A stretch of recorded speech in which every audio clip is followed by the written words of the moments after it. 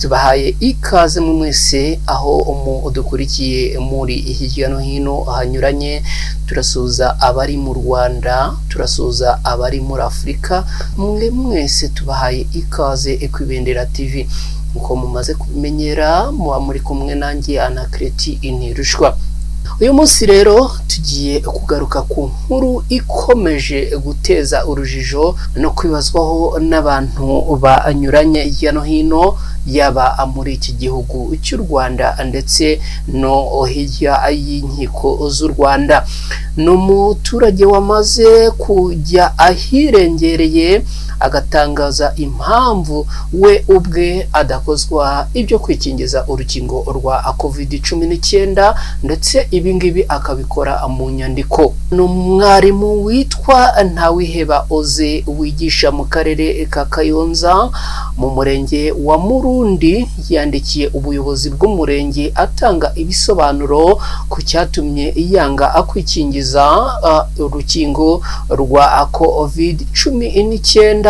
Atanga n'ibisobanuro avuga ko ngo Imana ariyo yamubujije gufata uru rukingo rwa COVID-19.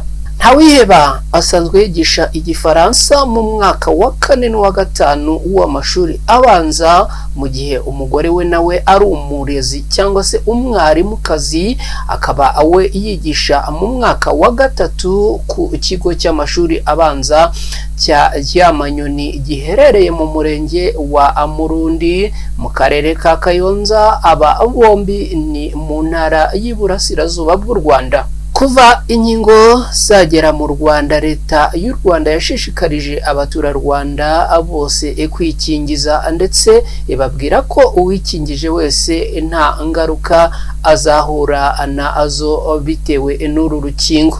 Ntabwo ariko bose ariko babyakiriye. Hari bamwe babyumvishije, hari n'abandi batabyumvishije. Uyu mwarimu Ntawiheba we n'umugore we bakaba bari mu batarabyumvishije ndetse ngo barabyanze, batsembera ubuyobozi ko badashobora gufata urukingo, aho ubuyobozi bw'umurenge bwabatumyeho bukabaganiriza, nyuma bakaza kunangira. Mu ibaruwa dufite yanditswe na Ntawiheba ku itariki ya 10 Ukuboza mu mwaka wa 2021, yavuze ko ashingiye ku cyo Bibiliya ivuga adashobora kwikingiza uru rukingo rwa COVID-19.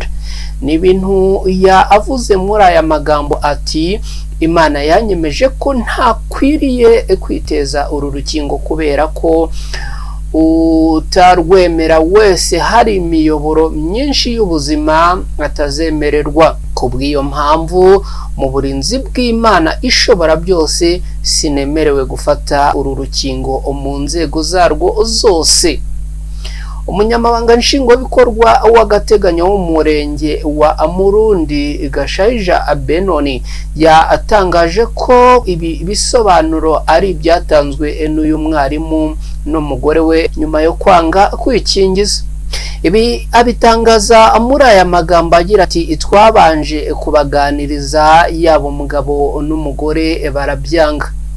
Umugabo twamuzanye ku murenge turaganira ariko arinangira, tugisha inama akarere, baramutumiza nabo ababwira ko atagomba gufata uru rukingo. Ajya kwitaba ku karere nari nabandikiye basaba ibisobanuro, we n'umugore we bose bansubiza ko bidashoboka ko Imana yababujije kwikingiza urukingo rwa COVID-19. Uyu muyobozi yavuze ko bibabaje kubona umwarimu ujya imbere y'abanyeshuri akabigisha yinangira akanga kwikingiza, mu gihe bamwe mu bana yigisha bo baba barikingije.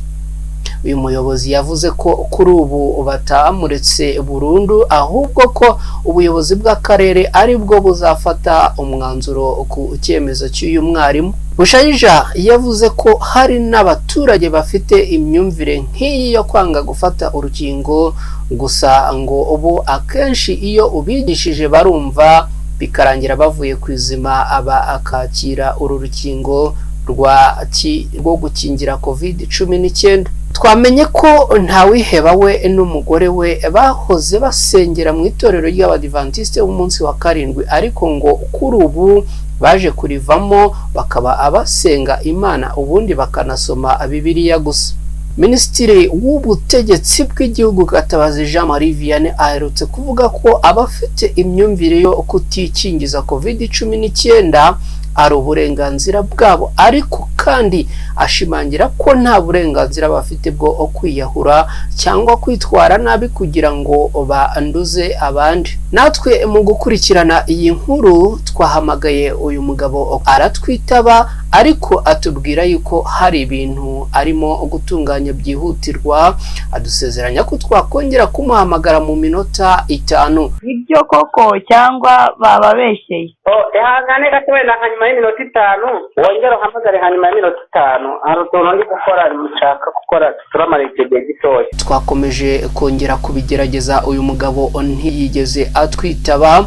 Gusa ikizwi cyo nuko mwibaruwa yanditse agashyiraho n'umukono atugaragariza yuko icyemezo yagifashe adahubuka. Nibaruwa yanditse agira ati: impamvu gutanga ubusobanuro. Iyi baruwa twababwira yuko yaranditswe hanyuma umurenge wateho kashe ya reception ku itariki 10 z'ukwezi kwa 12 muri uyu mwaka w'2021. Uyu mugabo atangira agira ati: bwana muyobozi, inejejwe no kubandikira iyi baruwa ngira ngo mbahe ubusobanuro bw'impamvu ntikingije COVID-19 nk'uko mwabinsabye. Banyakubahwa abayobozi, inshingiye ku cyo Bibiliya ivuga ko nta muntu uzemererwa kugura no kugurisha adafite icyo kimenyetso, Imana yanyemeje yuko ntakwiriye kwiteza urukingo kubera ko utarwemera wese hari imiyoboro myinshi y'ubuzima atazemererwa. Kubw'ibyo mpagaze mu burinzi bw'Imana ishobora byose, sinemerewe gufata uru rukingo mu nzego zarwo zose. Bwana muyobozi, mbashimiye uburyo mwakiriye ubusobanuro bwanjye. Murakoze. Yari Ntawiheba Oze.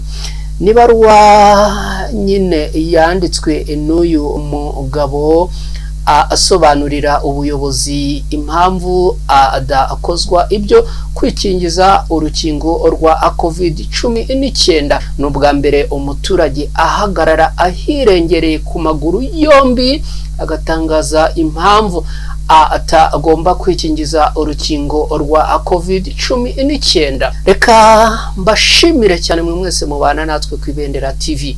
Nitwa na Cretin Ntirushwa. Yari imwe mu nkuru tubategurira tukanazibagezaho.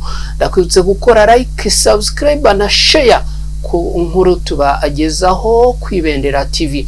Nubikora gutyo uraba uduteye inkunga nziza, kandi ababikora gutyo tubasabira imigisha y'uburyo bwose. Ndabashimiye cyane, mugire amahoro n'amahirwe.